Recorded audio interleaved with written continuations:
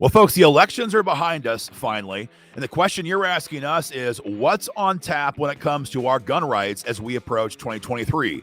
Stay tuned, guys. You're going to want to watch this video. Hi, guys. Aaron Dorr here with the Indiana Firearms Coalition. The elections in November were a mixed bag at the federal level. We have an expanded Democratic majority in the Senate. In the House, however, Joe Biden and his party lost control. Nancy Pelosi is no longer Speaker of the House. And the days of Joe Biden is ramming gun control through that chamber, they're over. Not saying he can't pass any gun control. There's plenty of rhinos in the Republican caucus in D.C. But again, the days of rapidly moving bills through that chamber, those are gone. And that's great news for gun owners all across the country. But the question you're asking us specifically is, what about Indiana? What's going to happen next in our fight for gun rights here in Indy? Guys, that's the point of today's video, because the reality is, while we passed constitutional carry this year, that should not have taken near as long as it did. The rhinos in Indy blocked that bill for years. And while we had good election results in November here in Indiana, the primaries didn't go so good either. And we have a lot of rhinos and new rhinos coming into power here in Indy who'll be looking to water down our gun rights if they get the chance. So, guys, we have real fights on our hands next year. The first of those battles will be over the Second Amendment Preservation Act, SAPA law, we call it for short. SAPA is really simple. It tells Joe Biden, this is Indiana. This is our state. We have our own state constitution that protects gun rights. We have our own law enforcement community, and they work for Hoosiers, not for Joe Biden.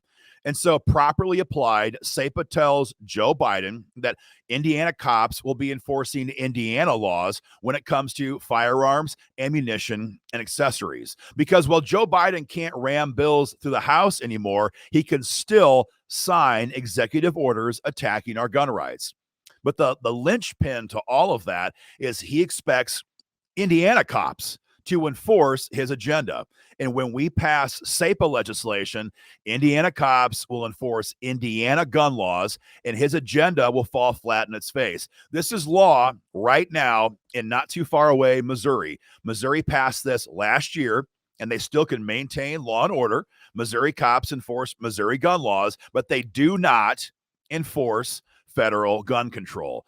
We must do that here in Indiana as well. And because we know that certain jurisdictions like Indy PD will violate this, the bill we're having filed this session has civil penalties built into the bill, the law. And so if Indy PD were to violate SAPA, the impacted gun owner could take that department into civil court for damages. Guys, it is what we need right now to prevent the nonstop attack coming from Joe Biden through executive orders. That's fight number one. But fight number two is to deal with the gaps in our self-defense laws. Indiana has stand your ground law, no question, and it was beefed up several years ago. But to this day, the presumption of guilt lies with you, lies with me following a self-defense shooting. What does that mean? So if you shoot somebody in self-defense, or even threaten to shoot somebody in self-defense, the law automatically presumes that you're guilty. And so what that means is that you're going to be arrested just because, and you're going to have to spend the next year and a half or 2 years of your life fighting for your freedom to defend yourself against politically motivated, in many cases, criminal charges. We watch this as Americans play out in real time with Mark McCloskey, national story, and Kyle Rittenhouse, another national story. Both these guys clearly used lawful force or the threat of lawful force in defense of their lives. And in both cases, prosecutors who were motivated by politics, not justice, almost ruined them. So here in Indiana, we need to change that presumption. The bill we're hoping to have filed would invert that presumption, where instead of you being presumed guilty, you are presumed innocent. After all, it's America. That's what we prize ourselves on, that we're innocent until proven guilty. And as such, you would not be allowed to be arrested unless there's probable cause that you actually committed a crime. Number one. Number two, you could not be prosecuted unless there's actual evidence that you broke the law. And finally, we hope to have legislation in this bill which would mandate the creation of a pretrial immunity hearing, which would allow you to assert these protections in advance. In many cases right now, our current laws only really come into effect upon an appeal. That means your life is already ruined. You've gone through misery. You've gone through hell on earth. You've been convicted of a bogus charge, and now only on your appeal can you invoke these protections. That's backwards. This bill would allow you to assert up front in a pretrial hearing that you're innocent. Your lawyer can say, Your Honor, my client shot this guy, shot this gal. Here's the reason why. We are immune from prosecution pursuant to stand your ground law, and we want this charge to be dismissed. And if the judge agrees, that's it. You're out the door.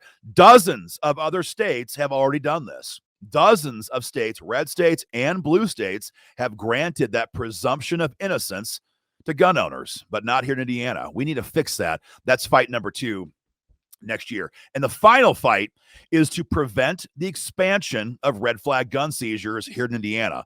We all know we've got red flag laws on the books. The Republicans, the rhinos here in Indy, screwed us over not once, but twice, and they've got red flag laws on the books. But they want to expand it even further. They want to increase the number of people who can target you with a red flag gun seizure law or red flag gun seizure